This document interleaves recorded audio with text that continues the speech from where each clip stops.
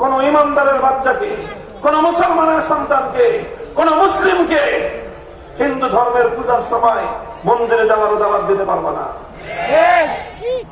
মুসলমানরা তোমাদের ধর্ম পালন করবার নিরাপত্তা দিবে, তোমরা তোমাদের ধর্ম পালন করবা, সেখানে আমরা হস্তক্ষেপ করব না।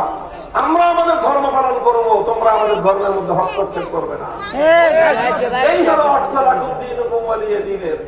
আর লা ইকরাহা ফিদ্দীনের অর্থ হলো এই, যারা ইসলাম ধর্ম গ্রহণ করো নাই তাদেরকে আমরা ইসলাম গ্রহণ করার জন্য বাই ফোর্স কালেমা পড়তে বাধ্য করতে পারবো না। ইসলামের বিধান রয়েছে অমুসলিমদের জন্য, 3টা বিধান। প্রথমে তাদেরকে দাওয়াত দেওয়া হবে আসলিম তাসলাম, ইসলাম গ্রহণ করো, নিরাপত্তা পাবা।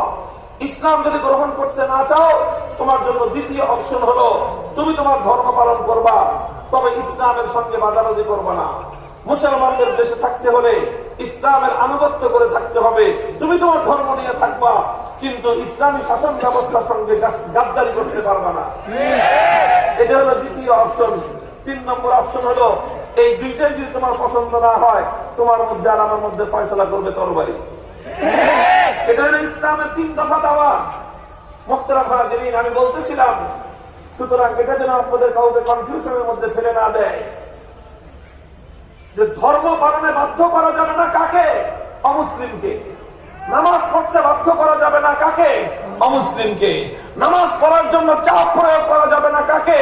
হিন্দু, বৌদ্ধ, খ্রিস্টান, অমুসলিমদেরকে।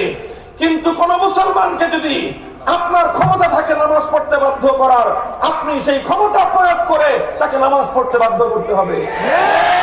আপনি বাপ হিসেবে সন্তানদেরকে নামাজ পড়তে বাধ্য করবেন, উস্তাদ হিসেবে শিক্ষার্থীদেরকে নামাজ পড়তে বাধ্য করবেন।